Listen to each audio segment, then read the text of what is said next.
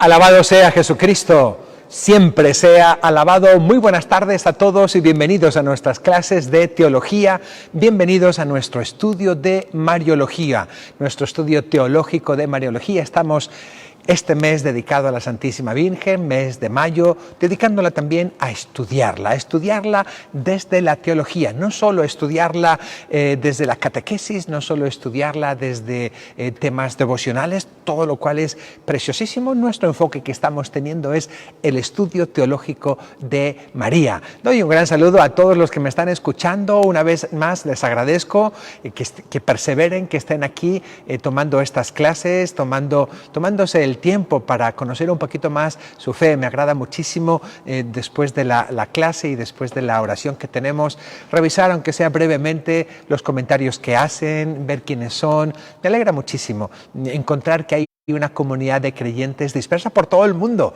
una comunidad preciosísima. Estoy seguro que allí donde están ustedes haciendo una labor preciosa. Veo gente de todas partes del mundo hispano y veo muchos de ustedes trabajando en parroquias, trabajando en ministerios, trabajando en grupos, algunos incluso seminaristas. Es un gran gozo y una gran alegría encontrarme con ustedes cada tarde, cada día y ver su interés y su gusto. Saludo a todos, muy especialmente saludo, me pidieron, a ver si no se me borró de la memoria, me pidieron saludos a los formoseños, creo que se dice así, formoseños, me imagino de Formosa, allí en la Argentina. Un saludo para todos ellos, para todo el grupo que están ahí. Dios les bendiga y Dios les siga ayudando. Bien, esta semana la estamos dedicando a estudiar las devociones a la Virgen María, las diversas expresiones devocionales a la Virgen María. Hoy concretamente vamos a dedicarlo a las advocaciones marianas, o sea, a las diversas maneras en que llamamos a la Virgen María. Vamos a tratar de entender un poquito y eso que ya sabemos que tenemos en nuestra cabeza y la llamamos la Virgen Dolorosa, o la llamamos Madre de Dios, o la llamamos Santísima Virgen, o la Virgen de Chiquinquirá, o la Virgen de Luján, o la Virgen de Guadalupe, o la llamamos Inmaculada Concepción, Auxilio de los Cristianos. Vamos un poco a ordenarlo en nuestra cabeza para que lo podamos entender bien, y muchos de ustedes que son catequistas o profesores también, para que lo expliquen a la gente y conozcan un poquito más, y también conocemos un poquito más de la Virgen, porque conociendo sus nombres, por así decir, conociendo la manera en que la llamamos, vamos conociendo también un poquito más su riqueza, la riqueza insondable de María, esa madre que el Señor nos ha dado, que es madre suya y que el Señor nos la ha dado. Bien, antes de ver sobre las advocaciones de María, quiero hacer una pequeña introducción con algunos principios sobre las devociones, algunos principios que tenemos que tener muy en cuenta para juzgar si una devoción, no solo una advocación, sino un poquito en general, si una devoción es una devoción sana, si es una devoción según la Iglesia. Como decía San Pablo, después de que se convirtió y después de que se encontró con Jesús y después de que estuvo con Ananías y después que estuvo en el desierto un montón de tiempo, se lanza a predicar.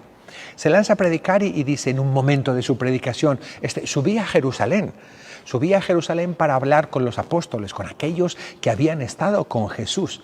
Dice, para ver que mi predicación no fuera en vano, para ver que mi predicación estuviera bien centrada según la sana doctrina, según lo que habían recibido del Señor, ¿verdad? Y esto es muy importante. A veces tenemos una devoción grandísima, pero si no estamos muy atentos y si no estamos bien orientados, podemos, como dice San Pablo, estar navegando en balde. Que estar remando en balde, porque no estás yendo a la dirección a la que tienes que ir. Entonces, quiero darles unos principios muy sencillos para juzgar sobre una devoción, si esta devoción es sana, si esta devoción es eclesial, si esta devoción está bien según lo que Dios quiere, según lo que la Iglesia quiere, y también no solo las devociones, sino también si este grupo es sano. Porque hay veces hay grupos que empezamos a un poco a desconectarnos, ¿verdad?, del resto de la iglesia, y empezamos a tener prácticas que no son ortodoxas, que no son rectas, que no son las correctas, ¿verdad? Entonces nos puede ayudar estos pequeños criterios o pequeños principios, nos pueden ayudar a juzgar, a hacer discernimiento. ¿Okay? Hacer discernimiento. Dios nuestro Señor nos ha dado la inteligencia para hacer discernimiento. A veces pensamos que el discernimiento es decir, ay Señor, ¿cuál tengo que elegir? ¿Qué tengo que elegir? ¿Qué es lo bueno? ¿Qué es lo malo? La oración es parte del discernimiento, pero el discernimiento sobre todo es un ejercicio de la inteligencia. Es un ejercicio de la inteligencia que necesita tener datos. Para poder discernir necesitas tener datos en tu inteligencia, datos justos y apropiados, porque si no haces un mal discernimiento. Con tu inteligencia iluminada por la fe, y por eso nos ponemos en oración, damos un juicio sobre las cosas. Me acuerdo, en una ocasión me llamaron porque un grupo de líderes no solo parroquiales, sino de líderes diocesanos, iban a tener unas elecciones sobre una persona para ver si ocupaba un cargo nacional o un cargo regional, ¿no?, muy importante dentro de esta organización. Y quisieron tener una mañana de retiro para poder hacer bien la elección, ¿verdad? Y dije, me pareció excelente. Y me pidieron que fuera a darles una pequeña charla sobre el discernimiento.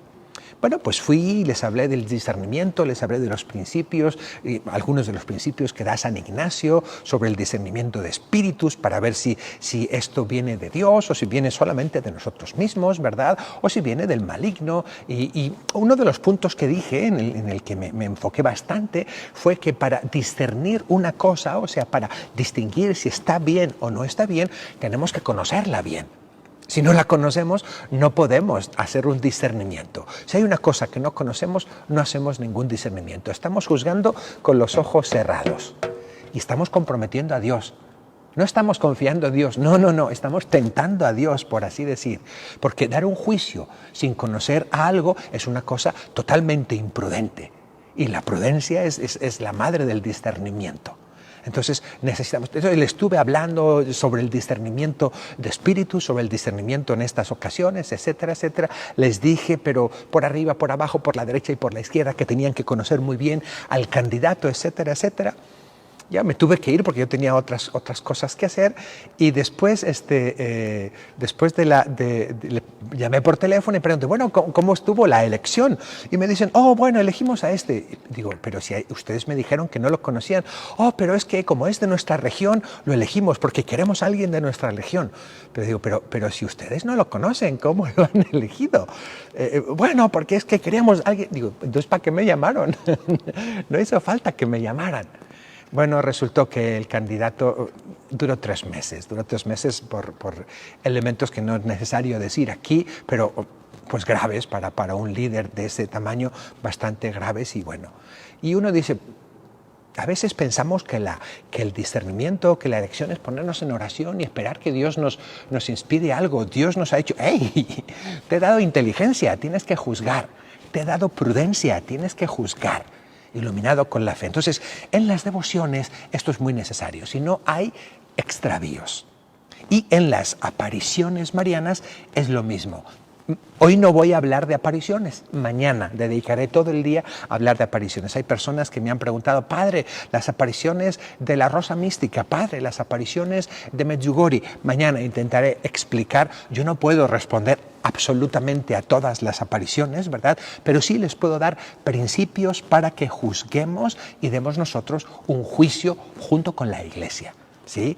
Sobre las apariciones de Medjugorje y algunas importantes, también diré cuál es el juicio presente de la Iglesia. ¿Ok? Bien, vamos entonces a dar algunos principios sobre las devociones que nos ayudan a juzgar las devociones, pero también nos ayudan a juzgar un grupo, si nuestro grupo está bien, o nos ayuda a juzgar a un predicador. Con estos principios me pueden juzgar a mí, a ver si estoy bien o si no, para afuera, porque a veces viene algún predicador, quién sabe de dónde, y a veces lo llamamos porque tiene fama o porque hemos escuchado algo en YouTube, y a veces vienen predicadores fantásticos, predicadores maravillosos, pero a veces vienen predicadores que son dudosos, predicadores que no están del todo en la línea. Entonces, ojalá que les pueda ayudar. Bien, entro entonces a ver algunos principios que nos van a ayudar después a juzgar sobre las apariciones, y también mañana nos ayudarán a juzgar, sobre las advocaciones, y mañana nos ayudarán a juzgar sobre las apariciones. Bueno, primero lo que tengo que decir que las advocaciones marianas y las devociones marianas en general, a una devoción mariana se llama a un ejercicio de piedad o un ejercicio de religiosidad popular. Estamos en la página 65. Alguien me pidió que fuera diciendo las páginas. Bueno, pues ahí se los digo. Estamos en la página 65, ahí por el inicio. Bien, entonces, simplemente para que sepamos, las devociones marianas son ejercicios de piedad popular. No son actos litúrgicos, no son actos oficiales de la Iglesia. Los actos oficiales de la Iglesia que tenemos, ¿verdad?, es la liturgia. Entonces, las misas dedicadas a la Virgen María son actos litúrgicos oficiales de la Iglesia a la Santísima Virgen María. Son los únicos actos litúrgicos que hacemos en honor de ella.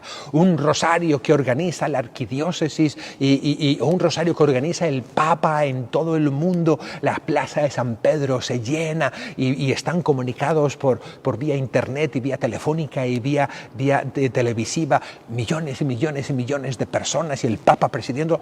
No es un acto litúrgico. No es un acto litúrgico, ¿verdad? Es precioso, es bonito, es devotísimo, es súper fructífero, pero se distingue del acto litúrgico. No es un acto oficial de la Iglesia, no es un acto de culto oficial de la Iglesia. Sí me voy explicando bien. Bien, no digo que sea más o que sea menos, simplemente estoy distinguiendo lo que es. Los actos oficiales de la Iglesia, públicos de la Iglesia, son los actos de culto, los actos litúrgicos de culto. ¿Ok? Bien. Segunda cosa, las devociones tienen que ser, ante todo, una expresión de nuestra verdadera devoción, una expresión de nuestro verdadero amor a la Santísima Virgen. Cuando una devoción se convierte simplemente en algo folclórico, la devoción perdió su sentido. Cuando una devoción se convierte simplemente en algo, a ver si me da suerte, en algo casi como un tipo de superstición, no solo perdió su sentido la devoción, sino que se desvirtuó la devoción. Justamente muchas desviaciones de devociones se van convirtiendo en superstición, superstería, y se va convirtiendo después en ritos, se van mezclando con otros ritos y se convierten en vudús, en macumbas, se convierten en un montón de cosas. Corren ese peligro. No es que siempre se conviertan, pero corren ese peligro. Bien, entonces son muestras de nuestra devoción. Cuando una de las devociones termina siendo solamente un banquete, o termina siendo solamente una reunión social, o termina siendo solamente una comilona, pues ha perdido su sentido, ha perdido totalmente su sentido. Eso ya no es una devoción a la Virgen María, es algo social. Les cuento, mire, en España, por ejemplo, España es un país que, mi país, ¿verdad? ¿Sí conocen España? El país más precioso del mundo. Pues bueno, mi país que ha sido por años y por siglos históricamente un país tremendamente católico, afianzado en el catolicismo, etcétera, etcétera, etcétera, infelizmente ya hace muchos años ha perdido eso. Y lo que les quiero contar es, nosotros tenemos los bautizos, tenemos las primeras comuniones, y hay mucha gente que ya no cree en Dios, no cree en la Iglesia, no recibe los sacramentos y no quiere que sus hijos reciban los sacramentos. Entonces, estas personas han inventado una cosa que se llaman las primeras comuniones sociales. Primeras comuniones sociales. Dicen, mi niño va a ser igual que los demás. No quiero que mi niño sea diferente a los niños de su colegio, de su escuela, ¿verdad? No quiero que mi niño se sienta un poco mal, entonces también va a ser la primera comunión. Pero como yo no soy creyente, yo no voy a ir a la iglesia. Y entonces, ¿qué es lo que hacen? Bueno, pues visten al niño de primera comunión, le llevan al estudio fotográfico, le hacen un montón de fotografías con poses, con su trajecito, su corbatita, puesto aquí, con un rosario colgado, no sé cuánto, y de las fotos, ¿verdad?, le dan sus regalos, le dan todo, y se van a un banquete. Y tienen el banquete y lo disfrutan y ahí terminó todo. Ahí terminó el día de su primera comunión. El niño feliz porque le hicieron su fiesta, porque hizo su primera comunión, pero no hizo la primera comunión. No recibió a Jesús, no recibió la Eucaristía. A eso le llaman primeras comuniones sociales. Muchas de las devociones pueden convertirse en eso, devociones sociales. Vamos a hacer la peregrinación y vamos en bicicleta y no sé qué y qué tal.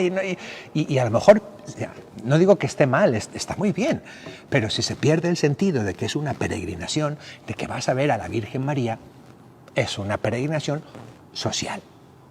Vamos a tener una procesión cargando a la Virgen María y no sé qué y no sé cuánto, pero si por ahí no asoma ni lo más mínimo de la fe, es una procesión social.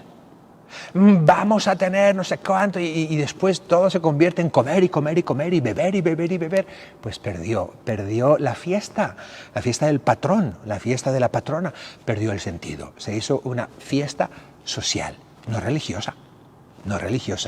Las devociones tienen que expresar nuestra devoción, nuestra dedicación, nuestra estima, aprecio por aquello de que somos devotos. Y en este caso, por la Virgen Santísima. Bien. Siguiente.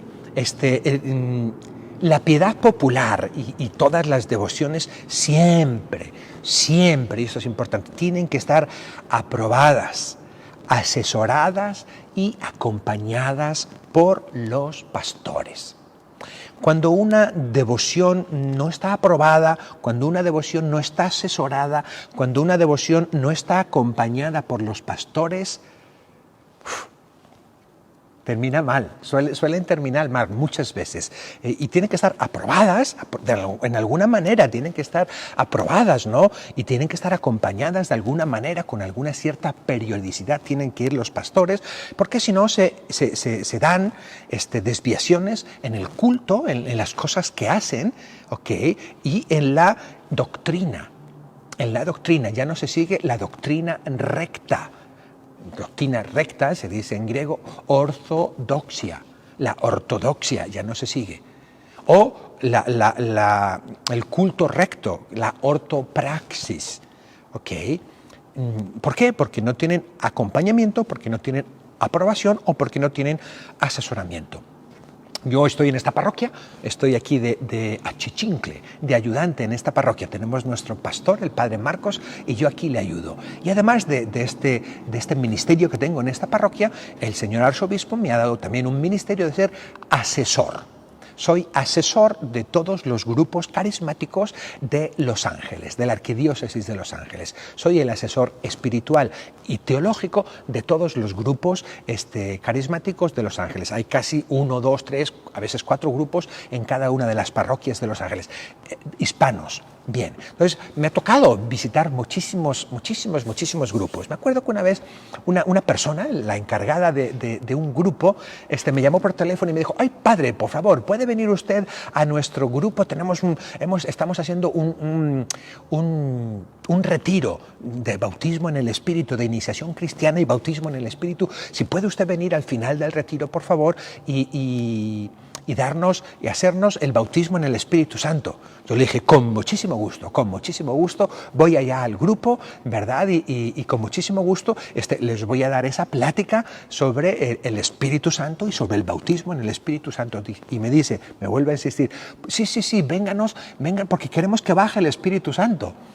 Yo dije, ok, yo les voy a dar la plática, yo no puedo hacer nada más, ¿verdad? No puedo echarle un lazo y hacer bajar así el Espíritu Santo. Pero yo entiendo lo que quería decir, más o menos entiendo lo que ella me quería decir, lo comprendo, vivo en el mundo carismático, soy muy carismático, me encanta el trabajo que hacen los grupos carismáticos, cómo rescatan la fe de tantas personas, cómo avivan la fe de tantas personas, como cualquier grupo puede tener excesos, puede tener defectos, pero hace en general una labor preciosa. Bien, llegué al grupo Había un montón de gente, unas 500 personas, más o menos como aquí, una hilera de bancas, una parte, otra hilera de bancas, otra parte, un pasillo central. Llego yo, me quedo atrás y veo que ya me ve la encargada, se acerca a mí y me dice: ¡ay, padre! Porque no nos habíamos visto. Padre, usted es el que nos va a bajar al Espíritu Santo. Dije: bueno, pues no traje piedras para tirarle. Yo vengo a darles esta plática del bautismo en el Espíritu Santo y a motivarlos y a pedirle al Señor que nos haga una nueva efusión del Espíritu Santo. Oh, bueno, padre, bueno. Ya llegó mi momento, empecé a platicar. Y cuando estaba dando la plática, a los 2-3 minutos, veo que por el pasillo aparecen 3 personas, 3 mujeres eran, dos en los lados llevando cirios, llevaban un cirio una y la otra ya otro cirio, y la otra, la del centro, llevaba la custodia con el Santísimo Sacramento. Yo veo aquella aparición y que van avanzando hacia mí, y en eso se me acerca la encargada del grupo y me dice: padre, le hemos traído al Santísimo para que le ayude a bajar al Espíritu Santo. Bueno, yo me quedé petrificado, ¿verdad? ¿Por qué? Porque pues hay un exceso. Cuando no hay asesoramiento y acompañamiento, pues se dan cosas que están fuera de lo que tiene que ser. Bien, llegó el Santísimo, lo pusimos en una mesa que habían preparado y pues lo que hice fue adoración al Santísimo Sacramento. No podía ser otra cosa, ¿verdad? Y un poco de catequesis sobre lo que es el Santísimo Sacramento. Entonces, cualquier piedad popular, cualquier grupo, cualquier predicador tiene que tener aprobación, asesoramiento y acompañamiento de los pastores. Bien, siguiente. Voy creciendo en importancia de estos principios, ¿ok? En ese sentido, las devociones populares no pueden estar en desacuerdo con los principios de la fe, con los principios de la moral y con las normas de culto. Ninguna devoción, ningún grupo, ningún predicador puede estar contra los principios de la fe, contra los principios de la moral o contra las normas litúrgicas. Si va contra alguna de estas cosas, eso no es católico. Y eso para nosotros no puede venir de Dios y no podemos aceptarlo. Ninguna devoción puede ir en contra de la fe. Ninguna devoción puede ir en contra de la moral, o ninguna predicación puede ir en contra de la moral, y ni puede ir en contra de las leyes litúrgicas. Entonces, cuando aparece un predicador diciendo cosas contra alguna ley litúrgica, porque quiere ser más liturgo que los que dan las leyes litúrgicas y los que aprueban las leyes litúrgicas y cree que las entiende mejor que el mismo Papa, quiere decir que ese predicador, ese grupo o esa devoción está fuera de la Iglesia. En ese momento está fuera de la enseñanza de la Iglesia. Bien, voy más allá todavía. Bien, cualquier tipo de religiosidad popular, cualquier tipo de devoción, y lo mismo, cualquier tipo de grupo, de predicador, etcétera, etcétera, no puede caer en excesos ni en defectos.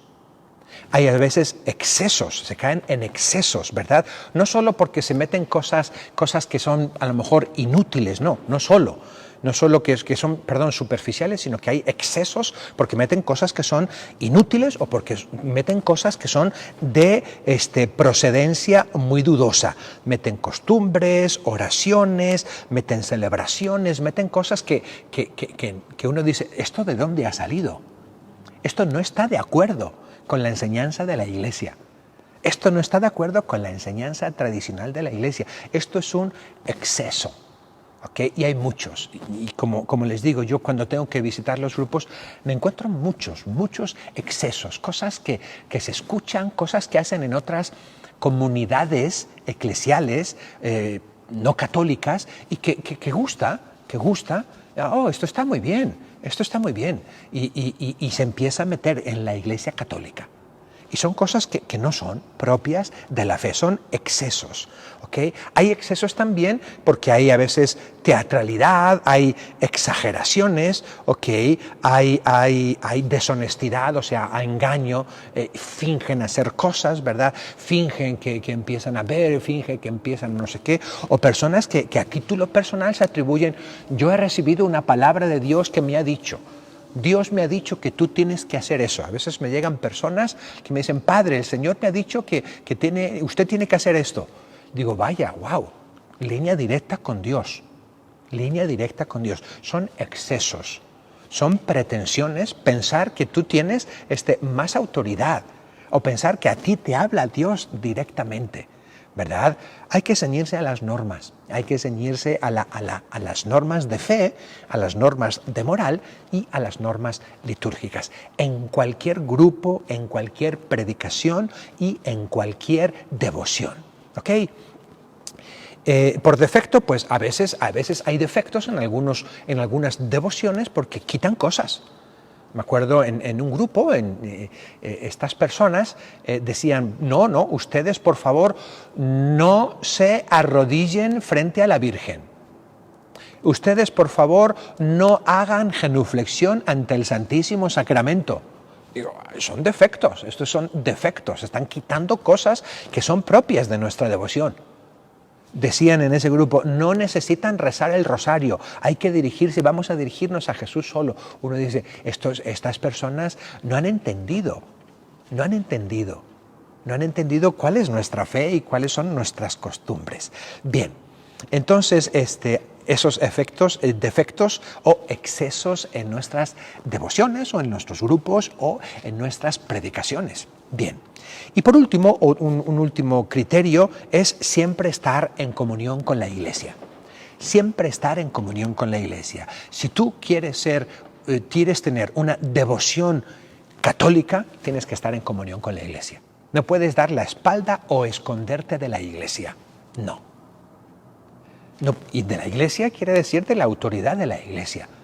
Tú no puedes decir, yo soy un predicador católico y voy a estar haciendo cosas según la Iglesia cuando no tienes autorización y no estás en comunión con la Iglesia y no estás siguiendo las normas que pone la Iglesia general, universal o la Iglesia local. En las devociones lo mismo, pueden darse a excesos. ¿Por qué? Porque no están amparadas en el ámbito eclesial. Cuando vivía en Filipinas tuve la oportunidad de ir una Semana Santa de misiones y después pasamos por un lugar que era muy famoso, el padre tiene que ir a tal lugar que hacen una representación de la Pasión preciosa. Y sí, fui al lugar y estaban haciendo la representación de la Pasión y al pobre Jesús le clavaron, al que hacía de Jesús le clavaron con clavos, le metieron clavos en sus manos.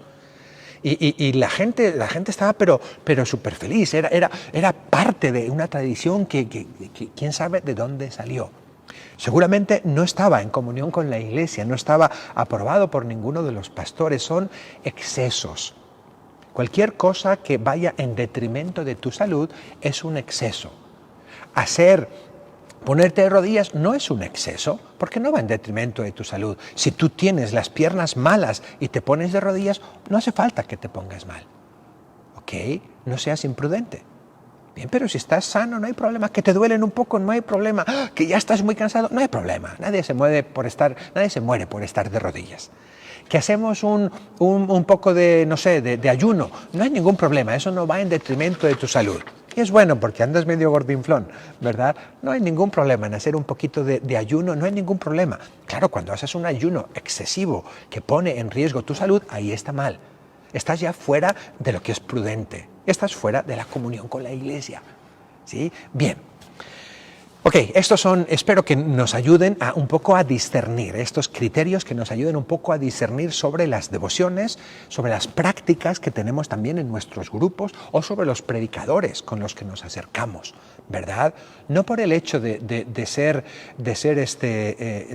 que haya un alzacuellos, quiere decir que ya todo lo que dice el padrecito está bien, no. Tenemos nosotros la capacidad y la obligación de hacer un buen juicio, sin ser presuntuosos, pero hacer un juicio. Hombre, si está enseñando algo contra la Iglesia, si me está enseñando que Jesús no resucitó, pues lo siento mucho, sea un padre o sea un diácono, o sea quien sea, lo siento mucho, yo no le puedo hacer caso. No está hablando en nombre de la Iglesia, no está hablando en nombre de Dios, está hablando en su propio nombre. ¿Ok? Bien. Pasamos, página 66. Página 66. Vamos a ver entonces los nombres de María. Bien, a lo largo de la historia, a la Virgen Santísima le han dado muchísimos nombres, le han llamado de muchísimas maneras. El amor, el fervor popular de la gente ha hecho que la vayan nombrando de muchas maneras. Bien, nombres, María pues tiene uno. Tiene un solo nombre, ¿verdad? Como nos dice Lucas, capítulo 1, el versículo 27, cuando dice, al sexto mes fue enviado el ángel Gabriel a una ciudad de Galilea llamada Nazaret, a una virgen desposada con un hombre de la tribu de David, cuyo nombre era José. La virgen se llamaba María. María es su nombre propio, María es su nombre dado, María es su nombre original. Pero a lo largo de la historia, de los siglos, le hemos ido dando otros nombres que simbolizan, hay otros nombres por los que le llamamos, que simbolizan o representan las virtudes o que nos recuerdan un santuario, o que nos recuerdan un dogma, etcétera, etcétera, etcétera. A esos nombres de María les llamamos advocaciones o le llamamos invocaciones. Invocaciones porque a ella le pedimos, a ella nos dirigimos, o advocaciones porque nos ponemos bajo su tutela, bajo su cuidado, bajo su patrocinio. Y hay listas de nombres de María. ¿Okay? Una de las listas de nombres de María más famosa pues son las letanías que rezamos al final del rosario, las que se llaman letanías lauretanas. Lauretanas es por Loreto, por la Virgen del Loreto. Bien, ok. Vamos entonces a ver un poquito. Bien, estos nombres, estos apelativos, estos títulos, estas advocaciones, estas invocaciones a María que han ido surgiendo a lo largo de los siglos, muchas veces los fieles cristianos agarran una de aquí, otra de aquí, otra de aquí y las juntan las tres y sacan un nombre a la Virgen María. Está bien, no hay ningún problema. Podemos llamarle la Santísima Virgen María, o le podemos llamar la Bienaventurada Madre de Dios, o le podemos mezclar varios de esos nombres. No hay ningún problema. Bien, vamos a ver un poco tipos de advocaciones según su origen. Bien, hay algunas advocaciones, seguimos en la página 66, no se pierdan. Hay algunas advocaciones que tienen su origen en las Sagradas Escrituras, que directamente las Sagradas Escrituras nos dicen de ella, concretamente los Evangelios. Hay algunas advocaciones o nombres de llamar a la Virgen María que salen en los Evangelios directamente. Bien, hay algunas otras que son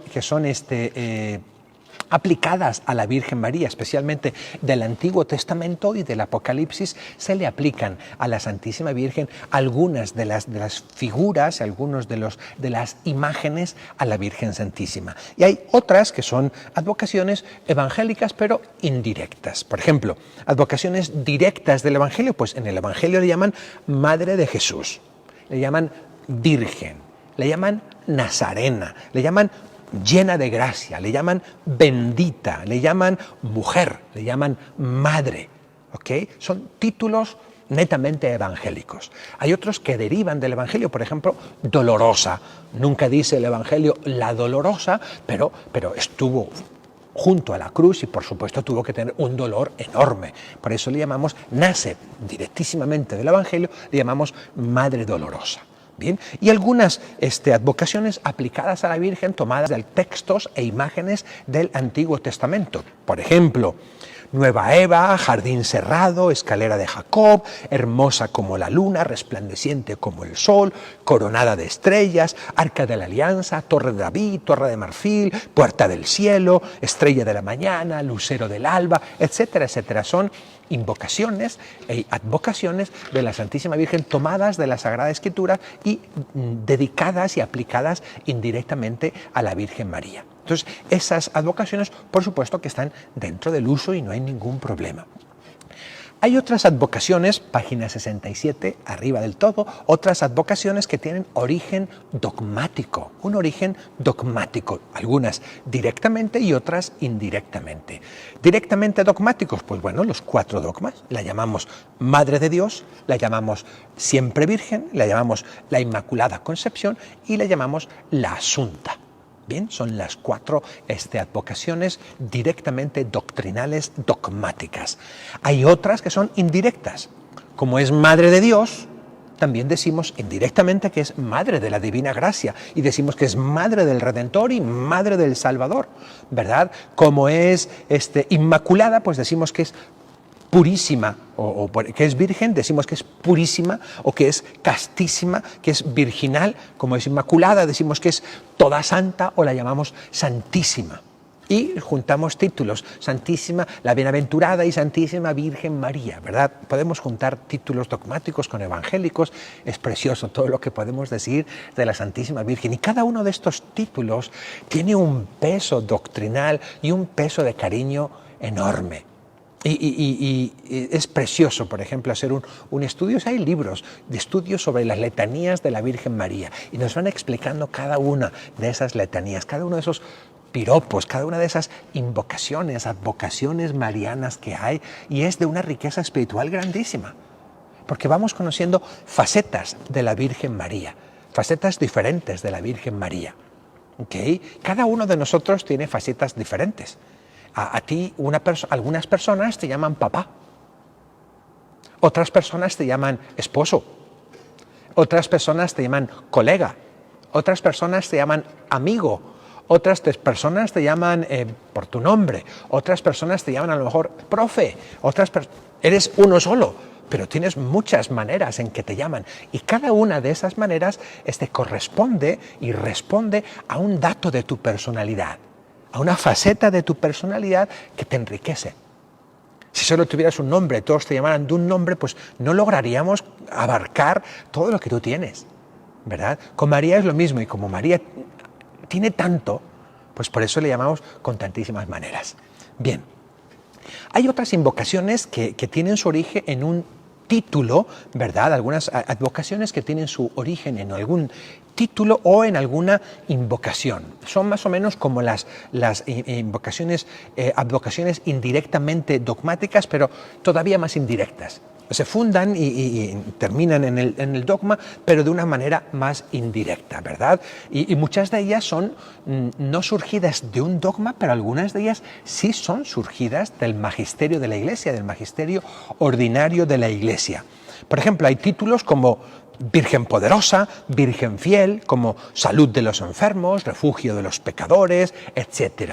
Y hay ejemplos de advocaciones que el magisterio ordinario ha dado, no como un dogma, pero ha dado en algún momento de la historia. Y ha dicho, vamos a invocar a María como auxilio de los cristianos, después de la batalla de Lepanto, o como auxiliadora, o como medianera, o vamos a llamarla, a partir de ahora se puede oficialmente en la Iglesia llamarla Madre de la Iglesia. Son advocaciones que el magisterio pontificio de forma ordinaria ha permitido, ha promovido y ha presentado a los fieles. Bien.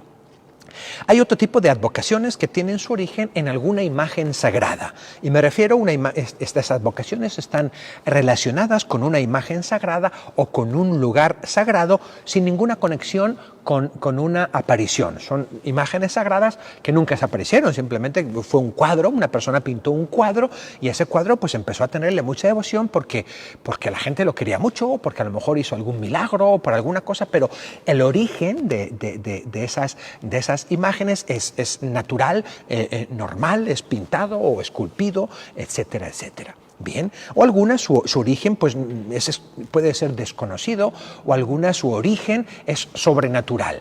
No hubo una aparición, pero encontraron esa imagen de una manera tan extraña que uno dice, bueno, posiblemente sea de origen sobrenatural. O por lo menos si no podemos constatar de la sobrenaturalidad del origen de esta imagen, ¿verdad? Por lo menos decimos su origen es desconocido.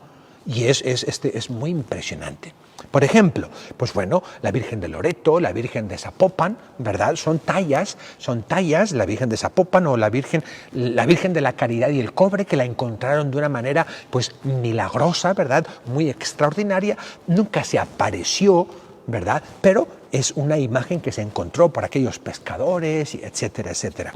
Por ejemplo, la Virgen de Czestochowa, o la Virgen del Perpetuo Socorro, o la Virgen de Luján, la Virgen de Montserrat, la Gepirudeta en Valencia, ¿verdad? Son imágenes talladas que se les tiene mucha devoción. Saben que son imágenes talladas o son imágenes pintadas o imágenes encontradas en algún lugar, pero saben que tienen su procedencia humana. Aunque el descubrimiento haya sido sobrenatural o divino o desconocido, pero su procedencia es humana. Alguien talló esto, ¿verdad? Ok. Hay algunas otras apariciones, y con esto terminamos el tipo de apariciones, de advocaciones, disculpen. Hay algunas advocaciones que tienen su origen en una aparición. Por permisión divina, y mañana explicaremos las apariciones, por permisión divina, la Virgen Santísima se hace presente. Explicaremos mañana, si puedo, les explicaré cómo se hace presente la Virgen. ¿Okay? La Virgen se hace presente, bien.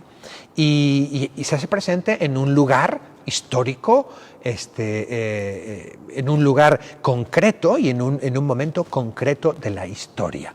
Bien, y a partir de esa aparición, la gente empieza a tener mucha devoción. Muchas veces se construye un santuario, se hace una imagen, réplica más o menos de aquello que vieron los videntes o aquellas personas a las que se les apareció, etcétera, etcétera, etcétera.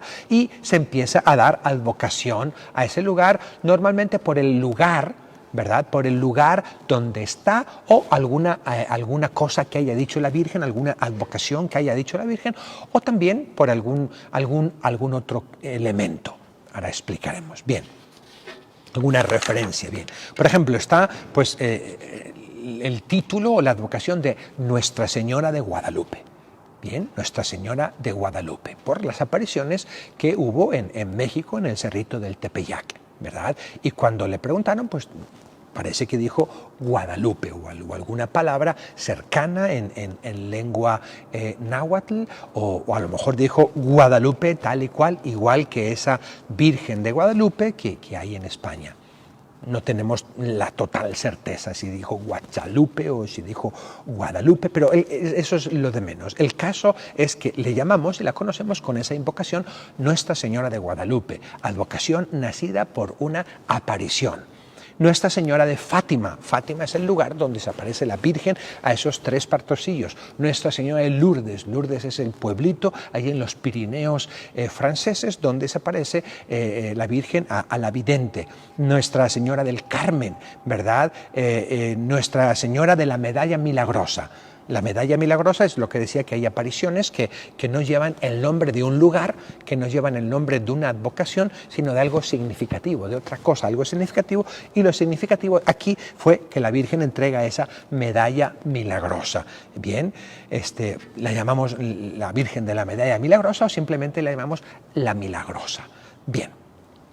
Eso es un poquito en cuanto a las advocaciones a la Virgen María, para que entendamos por qué le llamamos de diversas maneras y de dónde vienen esos nombres, esas advocaciones o esas invocaciones a la Santísima Virgen. ¿Okay? Como les digo, todos lo sabemos, es la única persona, pero es bueno que sepamos que el origen de esas advocaciones y de esas invocaciones tiene a veces su origen directamente en el Evangelio o indirectamente en el resto de los libros de la Sagrada Escritura o en dogmas o en el magisterio ordinario o en algún título o en alguna imagen o en alguna aparición. Podemos llamar a la Santísima Virgen de cualquier manera. Por eso es a veces cuando, no sé, puede que sea un poco superficial o puede que sea un poco infantil, ¿verdad? Decir, la Virgen de mi pueblo es más poderosa que la Virgen de tu pueblo. Come on. ¿Dónde vamos? Okay. Es la misma Virgen, ¿ok? Es la única Virgen. No es que la Virgen de Guadalupe sea más importante que la Virgen no sé, de mi pueblo, la Virgen del Prado. La patrona de mi pueblo es la Virgen del Prado. No es que sea más poderosa o menos poderosa. Sí puede suceder que en algunos lugares la Virgen ha manifestado más la gracia de Dios nuestro Señor. Se ha manifestado más con hechos portentosos, con milagros. Sí puede ser. Y hay lugares en los que, además de haber una devoción grandísima, la Virgen, en cierto sentido, responde, por permisión de Dios, responde con hechos. Dios realiza hechos portentosos a través de María en unos lugares determinados. ¿A cuál tengo que tener más devoción, Padre? ¿A cuál tengo que tener de todas más devoción? ¿Cuál es la más milagrosa de todas? No funciona así. No funciona así, porque la Virgen no funciona, no es una cosa para que esté funcionando. Lo importante es que tú tengas un amor ardiente a la Santísima Virgen, que la ames con todo tu corazón, que la invoques con todo tu corazón por el nombre que tú quieres. Si le quieres llamar Purísima, llámale Purísima. Si le quieres llamar Virgen Fiel, llámale Virgen Fiel. Si a ti te mueve llamarle Madre Dolorosa, llámale así. Si le quieres llamar simplemente llena de gracia, llámale así. Si le quieres decir Virgencita, dile Virgencita. Si solo le quieres decir María, llámale María, ¿verdad? Y es diferente, yo a la Virgen María no siempre le llamo por el mismo nombre, ni siempre me refiero a ella de la misma manera. A veces la llamo de una manera, de otra manera. En mi oración personal le hablo de una manera, le digo de una manera, ¿verdad? Le digo mamá, le digo madre, le digo María, ¿sí? Normalmente yo cuando hablo con ella no le digo, oh Nuestra Señora, oh bienaventurada. Yo personalmente no, hay personas que a lo mejor si les ayuda, pues lo harán.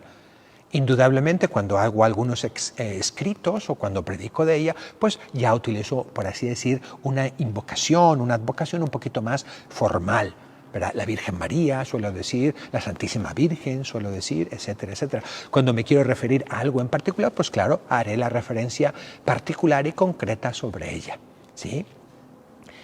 Entonces no es necesario que tengas una predilecta, porque no es una batalla entre varias, porque es la única. Sí puedes tener una devoción especial a una advocación o a algunas cuantas advocaciones. Sí la puedes tener y es normal. Porque a lo mejor a ti de pequeño te inculcaron el rezo a esa imagen de la Virgen, o te contaron la historia de esa aparición de la Virgen, o te explicaron lo que quería decir ese título de la Virgen, o a lo mejor tú fuiste a un santuario y te impresionó mucho y te ayudó muchísimo y le agarraste, le tomaste una devoción especial. Eso es muy válido, no hay ningún problema, al revés, es algo muy maravilloso. Pero que eso no te haga competir con otros lugares y pensar que tu devoción es la más poderosa. Eso es estar un poco despistado, ¿sí? Y por otra parte, también es cierto que Dios nuestro Señor, en su infinita misericordia y en su infinita sabiduría, puede vincular su acción poderosa a un lugar determinado y quiere mostrar su poder en un lugar determinado. Y quiere hacer milagros en un lugar determinado. No somos nosotros quienes para decirle a Dios cómo tienen que hacerlo. Y los parámetros que utiliza Dios, ¿cuáles son? Pues no sabemos. Lo que solemos saber es que Dios nuestro Señor normalmente utiliza la humildad, la sencillez, así como lo hizo en María también, para manifestar la grandeza de Dios nuestro Señor. A través de María utilizará la sencillez, ¿sí? Y sencillez se le parece a un indito, sencillo, buena gente allí en el Tepeyac, la Virgen de Guadalupe. Y sencillez se le parece a una pobre aldeana, allí en Lourdes. Y sencillez se le aparece a 3 pastorcitos, pequeñitos, sencillos, allí en Fátima. Y son lugares en los que Dios nuestro Señor ha querido hacer muchos prodigios. ¿Por qué? Por la sencillez y por la fe. Por la fe con la que gente acude ahí. Y Dios nuestro Señor, por lo que ha querido vincular su poder maravilloso y su poder de hacer obras admirables a esos lugares. Y muchas veces lugares de gran devoción de otros tiempos han dejado ya de ser lugares de devoción o lugares de peregrinación. ¿Por qué? No lo sé. Porque Dios de alguna manera retiró su favor, puede ser. Porque decreció la fe de las personas, puede ser. Pero lo que sí es cierto es que Dios nuestro Señor vincula su poder y su acción sobrenatural y a veces extraordinaria con signos y maravillas a un lugar determinado. Recuerden ustedes en el Antiguo Testamento cuando el pueblo judío iba por el desierto y empiezan a criticar al Señor, el Señor, por así decir, se harta de ellos y salen un montón de serpientes que les pican y empiezan a morir. Y el pueblo le clama a Moisés y le dice: Moisés, intercede por nosotros, dile a Dios que nos salve. Y el Señor dice: mira, Moisés, haz una serpiente. Una serpiente. Dios manda a hacer una serpiente. Ponla en un palo y levántala. Haz una serpiente de bronce. Y uno dice: bueno, Señor, ¿por qué no un querubín? ¿Por qué no un serafín, Señor? Y Moisés podía haber empezado a discutir con el Señor: ¿cómo se te ocurre una serpiente? Si la serpiente es el signo del mal para nosotros, si la serpiente es lo que nos está matando, ¿cómo una serpiente? Y a veces nosotros pensamos mucho mejor que Dios, ¿verdad? Nos parece que pensamos mucho mejor que Dios. Dios quiso una serpiente, ¿por qué? Ni idea, ¿verdad? Ni idea. Quizá porque en el pecado está la redención. Pero bueno, y quiso Dios que mirando a esa serpiente se curaran. Le podía haber dicho a Moisés: Moisés, levanta tu callado, tu palo con el que has hecho tantos milagros, y al que esté enfermo le pegas en la cabeza con el callado y se va a curar. O agarra tu callado y ponlo, y que el que mire el callado milagroso que abrió el mar Rojo y que envió las 10 plagas a Egipto, con ese mismo callado, el que mire el callado se va a curar. No quiso Dios hacerlo así. No lo quiso. ¿Por qué? No lo sé, pero no lo quiso. Dios quiere muchas veces dar su gracia por medios que a nosotros nos parecen demasiado simples o que nos parecen demasiado ilógicos. Y Dios quiere también manifestar su amor, su ternura a través de la Virgen Santísima y su poder en lugares específicos. Y sí, hay santuarios en los que hay más milagros. ¿Por qué? Pues porque Dios lo quiso de esa manera. Quizá porque Dios lo quiso de esa manera y porque la gente después respondió de muy buena manera al Señor. No lo sé, pero más o menos por ahí va la economía de la salvación y por ahí va el modo en que se desarrollan las apariciones y los lugares de mayor milagro. Bien. Tienen ahí ustedes, ya se los voy a dejar para ustedes, sobre fiestas marianas, sobre el sábado, los meses, en la página 68.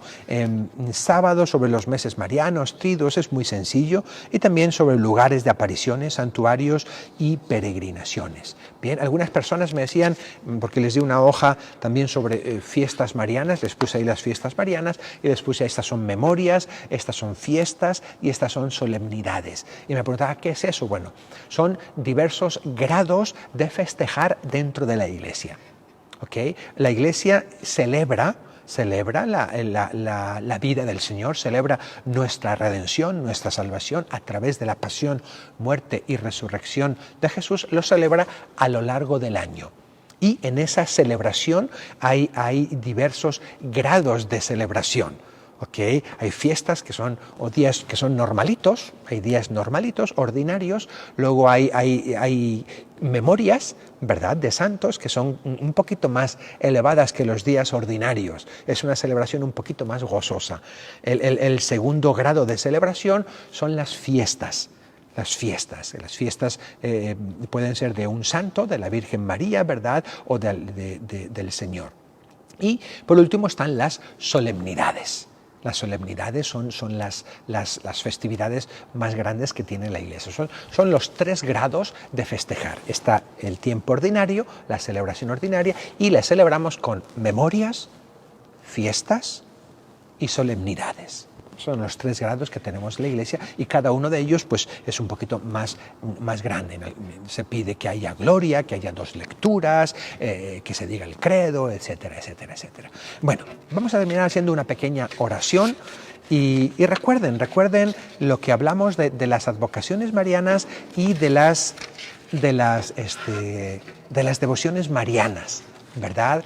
Ojalá que todas nuestras devociones marianas estén bien encaminadas y ojalá que todos nuestros grupos, nuestras predicaciones, las cosas que organizamos en nuestra iglesia estén siempre dentro de donde tienen que estar, estén siempre dentro de Jesús, estén siempre dentro de la iglesia, porque no vamos a estar navegando y trabajando y luchando sin sentido, ¿verdad? Que sean siempre según la fe de la Iglesia, que sean siempre según la moral de la Iglesia, que sean siempre de acuerdo a la liturgia de la Iglesia, que estén siempre aprobadas por la autoridad eclesial, ¿sí? Y que estén siempre en comunión con la Iglesia.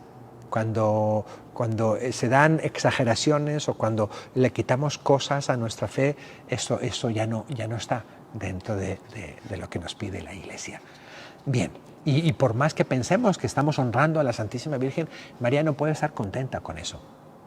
Si estamos haciendo algo contra la fe, contra lo que Jesús nos ha enseñado, o sea, contra la fe, o contra lo que Jesús nos ha mandado a hacer, o sea, contra las costumbres, o contra la Iglesia, o contra la obediencia, nunca nos va a pedir la Virgen que desobedezcamos a nuestros pastores. Nunca nos va a pedir, nunca nos lo va a pedir.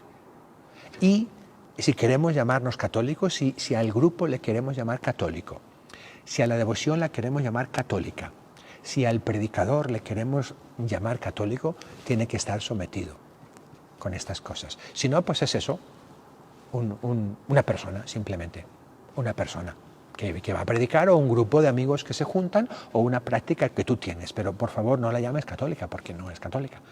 Por favor, al grupo no le llames católico porque no es católico. Al predicador no le llames católico porque no es católico, ¿verdad? Si no se somete a la Iglesia, si no se somete a la enseñanza de la Iglesia, a las costumbres de la Iglesia, a la liturgia de la Iglesia y a la autoridad de la Iglesia, ¿verdad?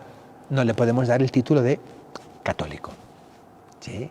Bien, pues ojalá que todas nuestras devociones sean católicas, porque eso es lo que honra a la Virgen María. Vamos entonces a hacer una pequeña oración. Esta oración es una poesía que decíamos en mi escuela. Decíamos en mi escuela al final del curso, decíamos esta poesía. A mí me trae muchos recuerdos muy bonitos y me trae un cariño muy grande a la Virgen Santísima. Dulcísimo recuerdo de mi vida, bendice a los que vamos a partir. Oh Virgen del recuerdo dolorida, recibe tú mi adiós de despedida y acuérdate de mí. Lejos de aquestos tutelares muros, los compañeros de mi edad feliz no serán a tu amor jamás perjuros, mantendrán sus corazones puros, se acordarán de ti. Mas siento al alejarme una agonía cual no la suele el corazón sentir. En palabras de niño, ¿quién confía? Temo, no sé qué temo, madre mía, por ellos y por mí. Dicen que el mundo es un jardín ameno y que áspides, serpientes, oculta este jardín, que hay frutos dulces de mortal veneno, que el mar del mundo está de escollos lleno. ¿Por qué estará así? Dicen que por el oro y los honores, hombres sin fe, de corazón ruin, secan el manantial de sus amores, y a su Dios y a su patria son traidores. ¿Por qué serán así? Dicen que de esta vida los abrojos quieren trocar en mundanal festín, que ellos motivan tus enojos, y que ese llanto de tus dulces ojos lo causan ellos, sí. Ellos, ingratos, de pesar te llenan. ¿Seré yo también sordo a tu gemir?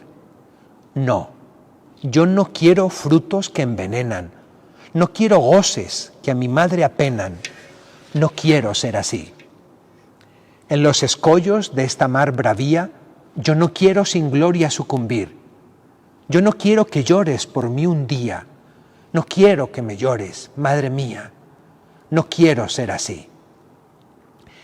Y mientras yo responda a tu reclamo, mientras me juzgue con tu amor feliz y ardiendo en este afecto en que me inflamo, te diga muchas veces que te amo, ¿te olvidarás de mí? Ah, no, dulce recuerdo de mi vida. Siempre que luche en peligrosa lid, siempre que llore mi alma dolorida, al recordar mi adiós de despedida, te acordarás de mí. Y en retorno de amor y fe sincera, jamás sin tu recuerdo he de vivir. Tuya será mi lágrima postrera. Hasta que muera, madre, hasta que muera, me acordaré de ti. Tú en pago, madre, cuando llegue el plazo de alzar el vuelo al celestial festín, estrechándome a ti con dulce abrazo, no me apartes jamás de tu regazo, no me apartes de ti. Amén.